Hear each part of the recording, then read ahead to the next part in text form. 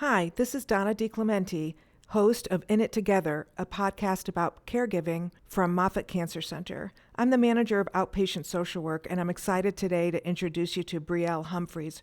Her podcast focuses on caregiving for a parent. And Brielle is a young woman who just started a job at Moffitt Cancer Center, and her dad was diagnosed for the second time with cancer. She was 24 years old. She'll talk about what it was like to start a new job while getting her master's degree and then adding daily caregiving duties and sharing those duties with her mom and other family members. And she talks a lot about the role reversal of taking care of your parent, especially at an age when you're still relying a lot on your parent. And I thought that that was such a poignant part of her discussion with me. She talks about grounding herself in the love of her family and just spending as much time as possible as she could with her dad during his cancer diagnosis and ultimately his death. And so I am really excited for you to hear this podcast with Brielle. Welcome to In It Together, a podcast about and for caregivers and the people they love. I'm Donna DiClementi, your host and manager of outpatient social work at Moffitt Cancer Center. In each episode, we'll dive deep with a wide range of caregivers to better understand the highs and lows of caring about someone with cancer. You'll meet the wives, husbands, partners, friends, children to hear what worked well and what didn't work well as they became a caregiver for their loved one with cancer. Our hope is that by listening to caregiver stories, you will learn valuable information, plus feel supported, encouraged, and renewed. After all, we are in it together. Thanks for joining us. I am happy to welcome Brielle to the podcast. Brielle Humphreys is here today to talk with us about caregiving for her dad. So Brielle is one of two daughters to her dad and her mom, and Brielle's dad died from cancer in 2023. And Brielle, you work here at Moffitt, and you were also working on your graduate degree during your dad's cancer treatment. So in addition to working here at Moffitt, Brielle serves as a family advisor here at Moffitt as well, and I really appreciate all of the things that you give to Moffitt so that we have excellent patient care here. And I know that our listeners will find your story and experience as a caregiver inspirational. We don't often talk about what it's like for young adults as they watch their parents live with a cancer diagnosis and help their parents.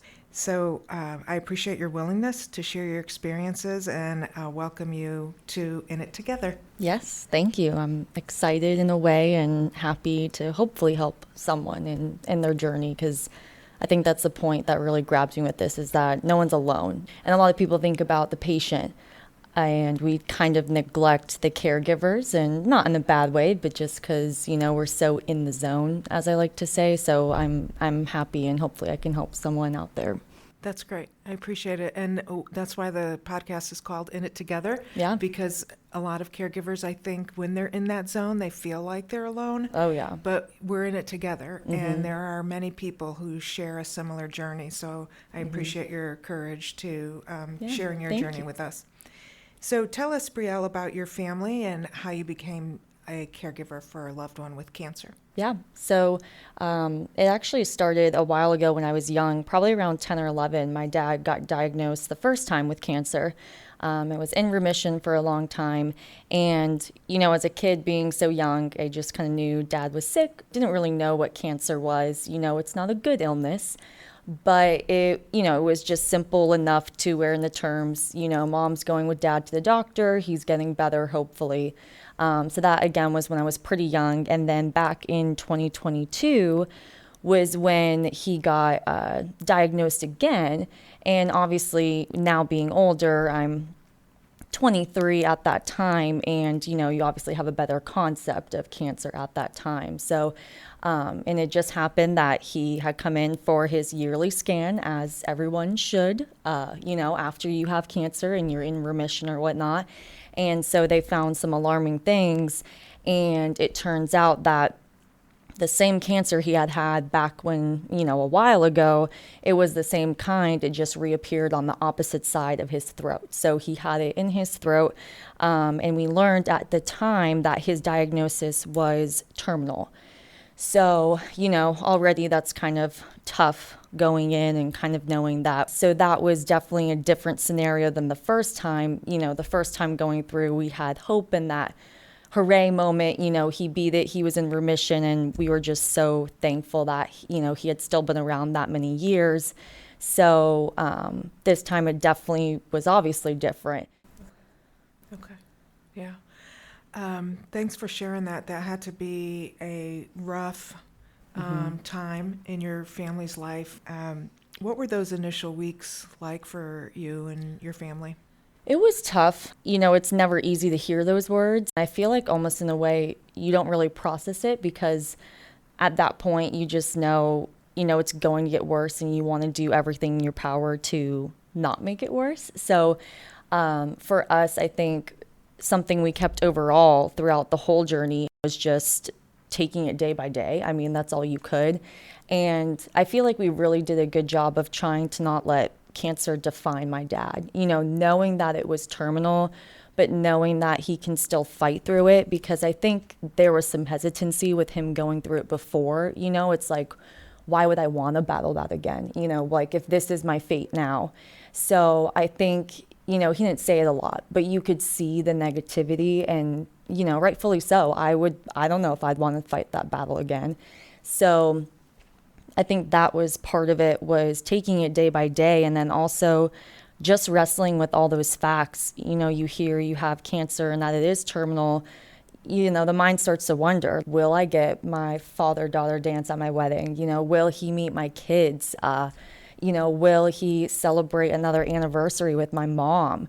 So those thoughts came naturally, and I just kind of brushed those aside because, again, it's not about me at that moment, it's about him. So definitely the fear was there. But again, the focus shifted to that daily mindset of, okay, what are we going to do today? Yeah. Yeah, thanks for explaining that. Tell us a little bit about your dad so that we have a good picture of the man he is. Oh, yeah. He was a character. So my dad definitely was one of those tough guys, a typical, loved his tools, his boat, his four-wheelers, and that's what we bonded over. And, we grew up in a very Christian household, and, he always believed that he was the man of the house and, take care of the family and that type of morale, and which he did well. And so I think that's why also there was a difficulty going into his cancer journey because, cancer strips you away of a lot of those normal things and those hobbies and stuff that you like to do. You're no more Mr. Tough Guy when you're losing 20 pounds from chemo. You can't lift the things you used to, or you can't build the things you used to. So that was definitely an adjustment. And I think that, learning from him, though, also helped me in a way because I watched him my whole life and my mom and the way they took care of the house or the way they took care of a tire, whatever the scenario was. I learned those skills and it helped me take care of him in that same way. So it's kind of like we reversed it, and I had no choice, where it was like the imperfect child, wanting to learn from my parents. And now it's like, okay, I'm going to return the favor. I'm going to do to you what you've always done to me. So that's how I kind of did it with him. And I hope he was proud. I think he is. It sounds like you had a great relationship with your dad and you have a great relationship with your mom. Yeah. The way that you describe it to me paints a picture of, children who kind of just knew how to jump into action. Yeah. And I feel like at that point when you learn it's terminal and that this is basically the card you were given, there's no other choice. It's kind of like you can sit there and accept it, and or you can just act on it and continuously try, whether it's treatment or, doing whatever we can for him. I don't think I would want it any other way because, again, I look at the life that they've set me up for, and I wanted to do everything I possibly could to help him for the life he had left. Yeah.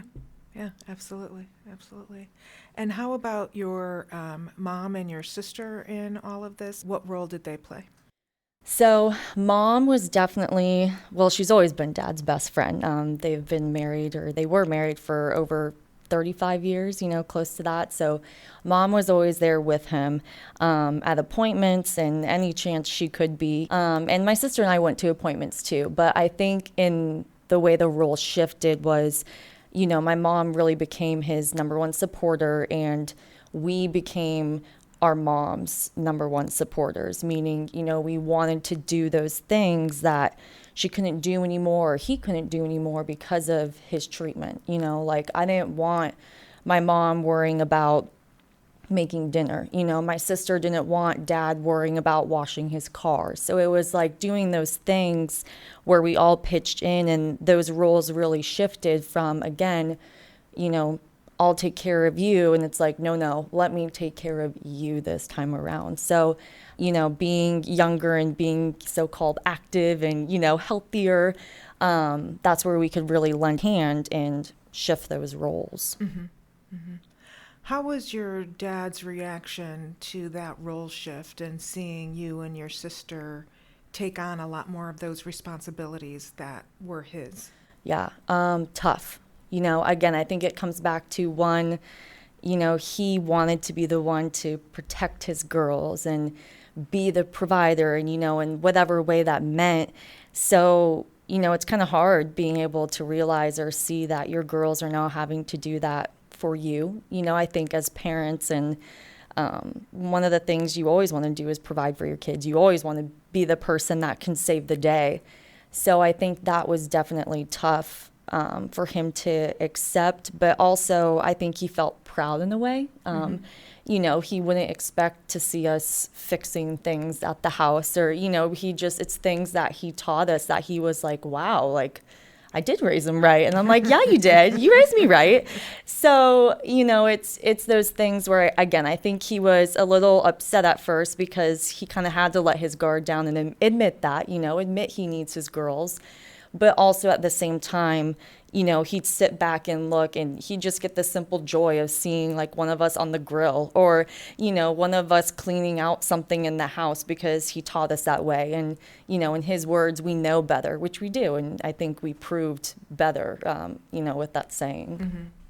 Yeah, I'm thinking about caregivers that are listening and, in similar situations where they have to do things, or they have to have other loved ones do things that the patient typically would do, and getting some negative reaction maybe from the patient, like don't do that, or things like that. How did your family handle that from your dad?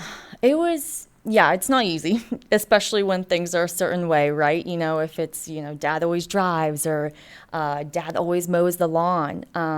And it's hard, changing that. And to us, it's just like, well, who cares who mows the lawn? But to dad, it's a whole path. It's a whole structure, to what he does. So it's not easy, but again, it was always that constant reminder of time.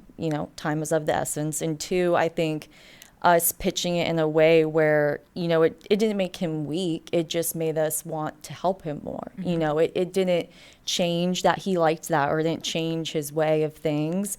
We just wanted to do his way of things mm-hmm. for him, And so I think approaching it with kindness was always a good way. And while there may have been some stubbornness, it still worked itself out. And I think, again, he truly did appreciate it.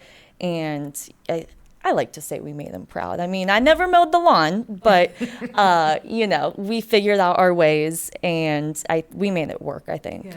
Yeah. I love when you said that you approached it with kindness, mm-hmm. Because I think that's true. How you approach it with the patient is so essential. Yeah.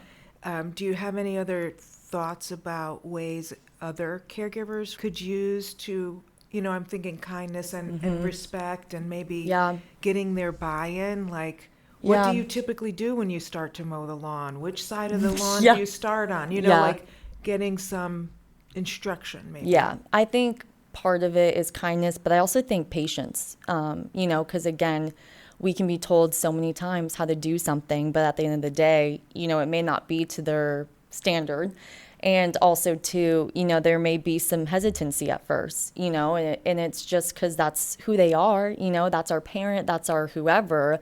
But I think being patient and trying to slowly and kindly bring out what you need from them is just a key part of it. Because also what I've always had to remember was the medications that they're on too, the side effects, memory loss, feelings of different emotions, that's all part of it. So some of it where I'd be like, does he not understand what I'm saying? Or, we're like, why is he so upset? I just asked to do something simple. And, it'd be my mom, my sister and I kind of reminding each other, like, he just had 8 hours of chemo. Like, that medicine causes grogginess or that medicine causes fatigue. So it all kind of comes a part of it. So I think approaching it with kindness and patience is really an important part because an answer will come and an outcome will always, happen because of a choice. But the way it comes about may take longer given their diagnosis. Yeah. Yeah. And I just want to highlight that you also said that you and your sister and your mom would remind each other. So it's as if you relied on that team to, remind everyone, this is where we are and this is what's happening with Dad. And, understand that so that you have more patience. Yeah. And I think, too, that's where, again, it kind of gives you a sense of that humble feeling of, again, like you're not alone, especially with other caretakers. Like I could see it in my sister's face, certain days where we would just give each other a look like, approach carefully to Dad because, he's not feeling too good today. Or, same with Mom being like, tell your sister before she comes over, like, be very kind. So, it's, again, that communication piece is so big. And I think that's where my family did a good job too. And especially, trying to do so many things at once. I think that's where it gets chaotic. So communicating constantly amongst us caregivers was huge. So, you can tag team it. Yeah. Share with us what was the most surprising thing to you about being a caregiver. I think one of the most surprising things to me was learning how much I am like my parents. I feel like our parents always tell us, like, you wait till you're older, you're going to end up just like me. And I can't tell you the amount of times I was told that by my father. And I look back, I really am just like him. And, whether that's in the way I would comfort my mom or the way I would like things in a certain order, I think it was surprising to see, again, how much the morals you're raised with and just the way you talk and the way you care for others is exactly, in my opinion, how your parents, help raise you, what you're taught, what you should do, what you shouldn't do. And so all of that comes into play when you become a caregiver. So for me, it was having those moments of where, again, I think of one of the examples. I'd always make fun of my parents. They always write things down all the time. And there's like pages of all these notes. And I'm like, we're living in a digital age. Like, use your phone, like record it. And, there I was writing stuff down all the time. And, I get it now. And so I think that's where he's probably happy looking down at me right now. Like, Brielle, I told you. Right. But that's definitely one of those things that was surprising. And I think the other thing that was surprising too was just the exhaustion. It's not something that ever quits being a caregiver. There were nights where we didn't sleep. There was nights maybe I got 1 hour of sleep. Or there were days too, again, where it's, you work all day, you go home, you take care of him, you go to the gym, you do schoolwork, you pass out. Sometimes those things have to get replaced. You can't go to the gym or you can't hang out with friends. And it's just like this constant go. And it's kind of a shock at first because, again, I wouldn't want to do anything else. I wanted to be there for my dad, but that fatigue really is just constant, and I think that's one of the hard things that we have to try to battle as caregivers. And my dad was always tired because of the medicine he was on, right? So his fatigue was completely different than mine. But it was so surprising how you're just in that zone and it's just nonstop, going and, wanting to be there for your loved one. Mm-hmm. What did you do to kind of take care of yourself? Being honest, I didn't take care of myself that well. Mm-hmm. I wasn't one to be like, all right, I'm going to do yoga or, I'm going to take an hour to myself because I solely just didn't have the time, being a full-time student, taking care of him and working here at Moffitt. So that's one area I admit I could have done more for myself in a way. But when I could, even if it was just 5 minutes or, getting to hang out with my sister, it was just trying to be positive in any way, because at that point, I think it's so sad. And also, you get caught up thinking about the diagnosis and things going on that when you do have that downtime, it's important to remember the positive. Or I would choose my downtime to be with my dad, and positive things. Like, again, if we're grilling in the backyard or we go on a golf cart ride, like that's just such a simple thing. And it would take 10 minutes, but it was just pure joy because he loved doing it. And knowing he loved doing it made me love doing it. So, again, I wasn't good at taking that Zen time or, debriefing with myself. But when I did, it was finding that positive for sure. It's interesting because I'm hearing you and all the things that you were doing at the time, like all the things that were on your to-do list, whether that be, recorded into your phone or on paper. Yeah. But you mentioned full-time employment, full-time student, and then also on the caregiving team for your dad.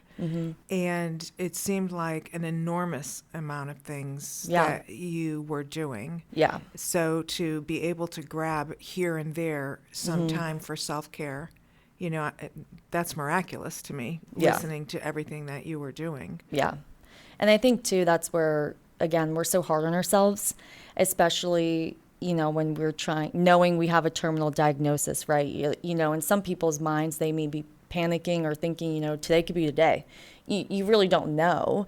So I think that's where, again, it's so important that now looking back, I wish I would have taken some time to really soak in some more moments or even take an extra 10 minutes, whether it was when I'm in my bed thinking about what I'm going to do tomorrow or whatever that might have been. But I think that's where we all get so caught up, whether it's a parent or grandparent or anybody really, but especially taking care of someone with cancer because, again, it doesn't stop. Sadly, cancer grows and sometimes it grows fast, sometimes it grows slow. But for us, caregiving doesn't stop until, they're in remission or sadly their time passes. So I think that's where it's really hard. It's a constant battle, I feel like, when you want to do good for yourself, but then you kind of feel guilty in a way because you want to be there for your loved one. Sure. So it's a challenge. Sure, yeah. Besides you and your sister and your mom, were there other people on your caregiving team? So we did have some good family friends, when my dad's best friend always checking in and whatnot. And then we did have a couple family members that knew, but we actually didn't have a lot of family that knew because a couple months before that, my grandma had passed away. And we purposely didn't really mention my dad's diagnosis or just the severity of it to the family because at that time we were battling grief, and that journey with someone else in our family. So, and that was on purpose with my dad. That was his wish. He wanted to make the focus on his mom, and celebrate the life she lived. And he didn't want to burden or worry the family even more. Like, we just went through this with grandma. Are we about to go through with this with me? So I think that in a way that was very heroic of my dad. I think it was also the right move at the time because, while we don't want to hurt and keep a secret, we also don't want to burden our loved ones with anything else. So, I think it was a very close-knit group amongst myself, my mom, and my sister for that reason. And, once we told family, obviously, the situation, they were understanding of it. And again, knowing when my grandma had passed and stuff. So, there was definitely a moment of, like, I wish I would have known. But at the same time, it was also like, we understand why. Mm-hmm. And again, that's for people too. Like if they don't have a big family or if they are battling something else and they don't want to worry others, finding that support, even in just a few people, is still possible. Mm-hmm. And it doesn't take much to get the care going in that circuit we talked about. Mm-hmm. And clearly you were respecting your dad's wishes in that way. I think that, no caregiving journey isn't without a lot of, I wish I had done that. I, could have done this. Or, when you look back, is there anything that you would have done differently? That's a good question. I feel like there's like 1,000 things I could have done differently, but I just probably would have taken advantage of, the good moments more. Whether it was an hour longer stayed at the house for family dinner or calling an extra time a day, because, those are all the things we take for granted that, when years pass, we eventually don't have that. Or you think of the moments again where I'd be like, oh, he's calling me again, like typical stuff that our parents do that now once they're gone, it's like, man, I wish I heard more of that. Or again, even just the small bickering I think about, and I'm like, oh my gosh, that was so stupid. Like, why did we argue about that? And I'd do anything to go back and have those debates because, you don't get them your whole life. And if you are and you're lucky to, that's amazing. But it's the simple things now that we look back on and appreciate now too. Mm-hmm. So I think if anything, I wish I would have soaked in those moments more. Okay. Are you comfortable sharing what it was like for you after your dad died? Yeah. So I think, honestly, one, shock is the first general, emotion. They said he'd probably have about a month and a half left, timeline-wise, just what they could tell from his diagnosis. And then he ended up passing just a couple weeks after that. So, it's shock. And I think also, too, your mind just starts going to all of the what ifs and the why me. And I think about that, again, being a Christian family. We're taught that God has a plan. And in that moment and when he passed, you wonder why is this our plan? Mm-hmm. And I think Dad wondered that, too, going through his journey.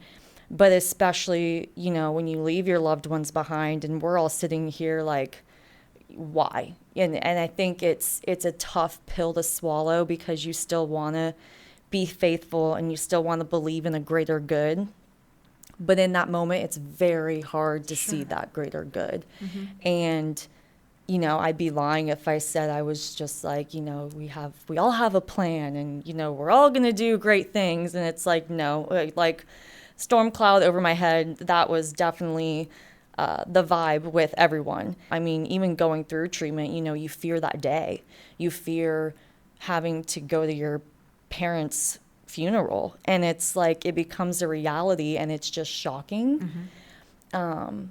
And then at that point, I think it's just all the emotions. So I think in that moment, after lots of moments actually, you kind of have to shift the mindset of he's no longer in pain. I think that was such a big thing because, you see your parent drop weight, you see them lose hair, you see them go from this happy working person to not being able to walk anymore.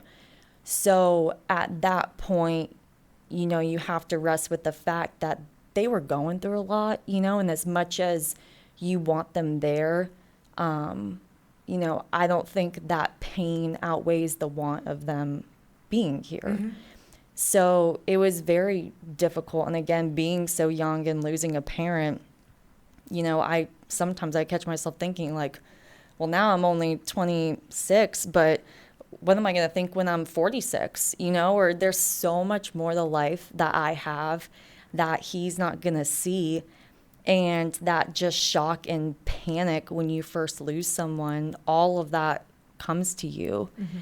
So, and I can say again that things have gotten better. It's been time, but truly time is all that we have. It's not taking away from my pain. It's not taking away from the physical loss of him being here.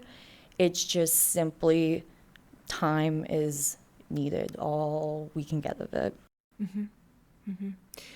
I like the way that you talked about grief there, and grief is always there, and It is. changes form, Yeah. and it changes form not just because time has passed, but because people have aged and have different life experiences. Yeah. And it sounds like you incorporate your dad and the lessons he taught you, and just the fun that you had together into your life Yeah. in a way that makes him alive for Yeah. you.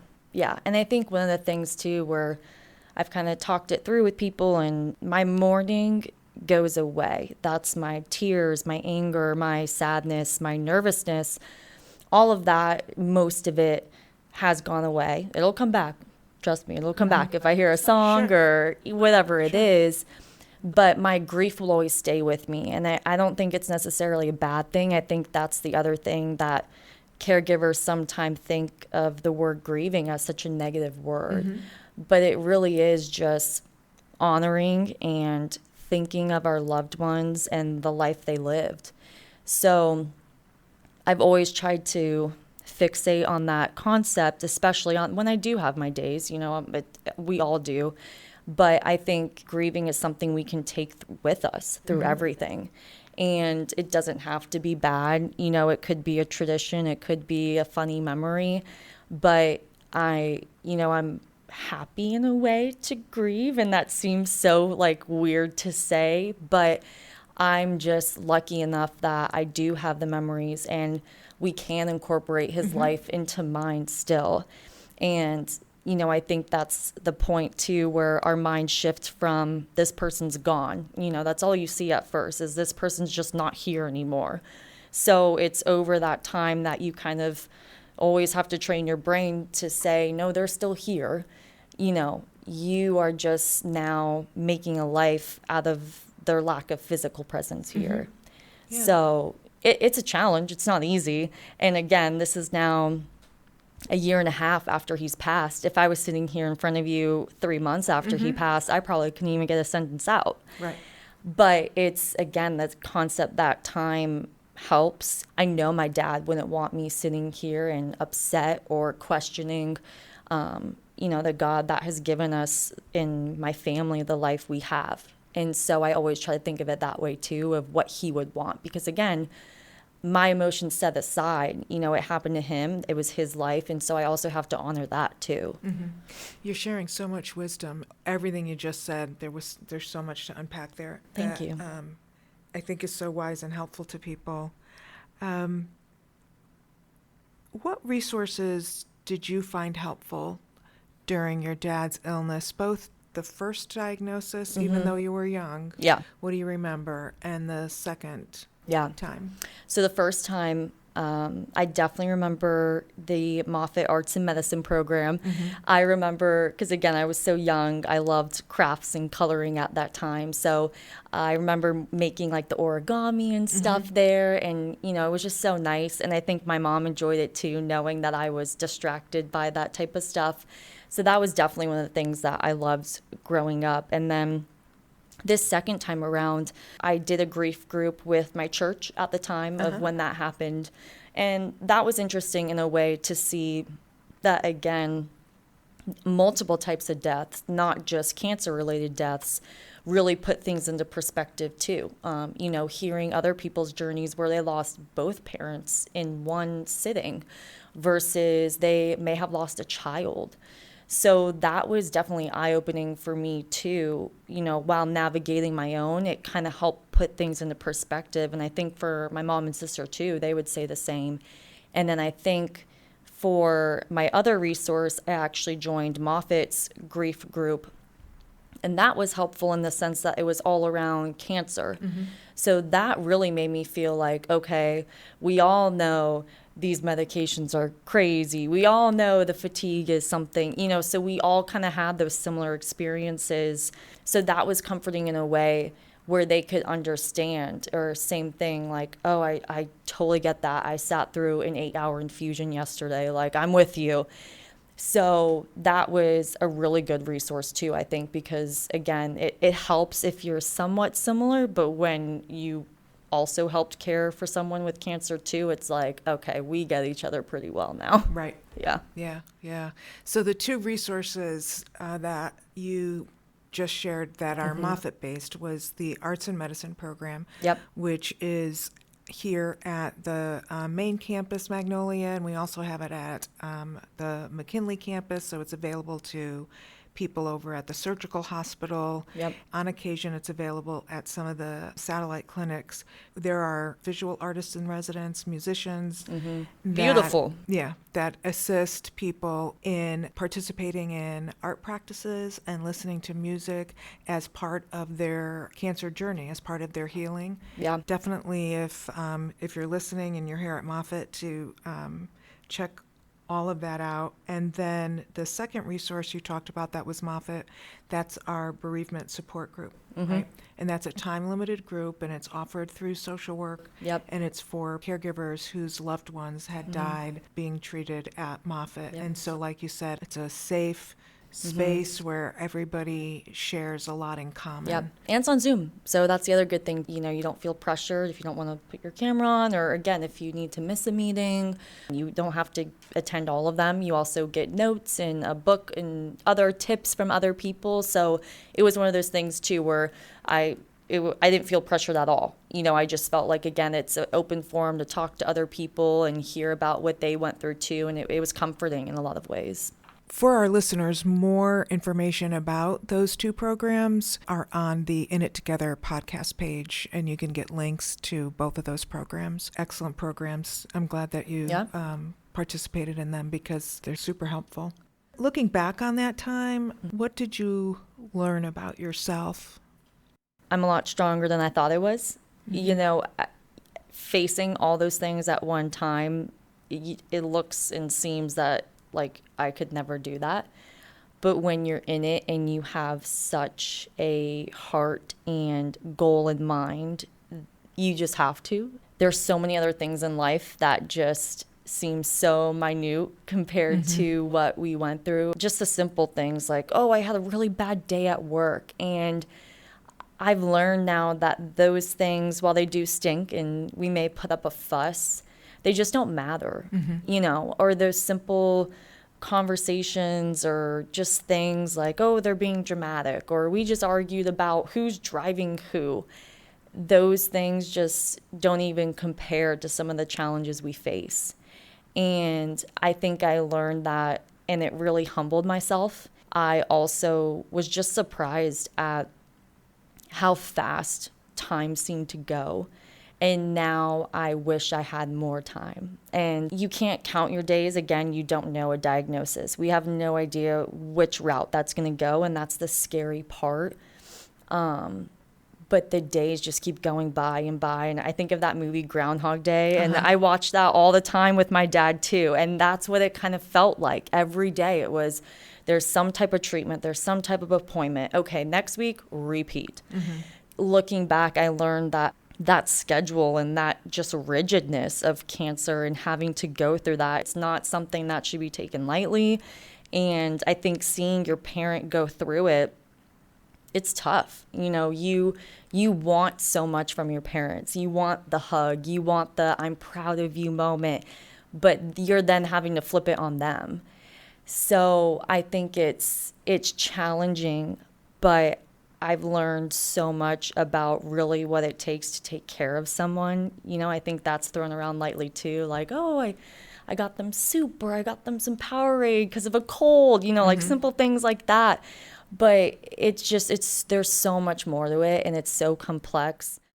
I'm reflecting on a lot of what you said throughout this whole podcast, and it's pretty apparent to me that you had this healthy, intact family structure where your parents instilled in you and your sister a lot of positive strengths and resilience, and it sounds like that worked well for you in this situation. And I think about other families that don't have that, but I believe that there's ways to find that, right? And family isn't always the intact family that you're describing. It could be anybody who really... Friends, whatever it might be. And again, we're not the perfect cookie cutter family at all, and that's important too. But I think, again, that's where you can disagree on a lot of things with your family, your friends, or whoever it might be.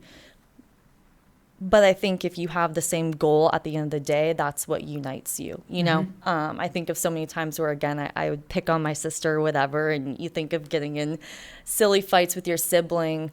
But at the end of the day, we would come together because we're like, let's go see dad, or let's go to dad's appointment. And all of that just kind of goes away. So I do agree. I think that having that family and support, and it doesn't have to be perfect, because we were not perfect, let me tell you, but having those morals and that goal is what will get you there. I truly believe. Yeah. Brielle, before we end the podcast, is there anything you want to make sure that you mention that we haven't touched upon? Caregiving looks different for everyone. I give so much credit to everyone out there who does take care of a loved one with cancer. Sometimes all of the strength and the hope and everything that we want is really within us. Again, it looks different for everyone, but the thing that brings everyone together is that love for that loved one. And I think it really does help everyone in the end, I never want cancer to define anyone. Again, like I didn't want it to define my dad. And I don't think it should define the caregiver either in the same way. Because at the end of the day, my mom is still my mom. My sister's still my sister. So I can still pick on them. I can still call them when things get rough.